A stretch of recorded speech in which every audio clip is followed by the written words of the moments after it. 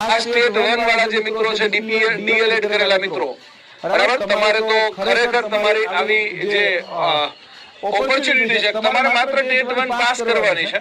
Pass કરો એટલે તરત જ તે તમારા માટે તો નોકરી ખુલ્લી જ છે.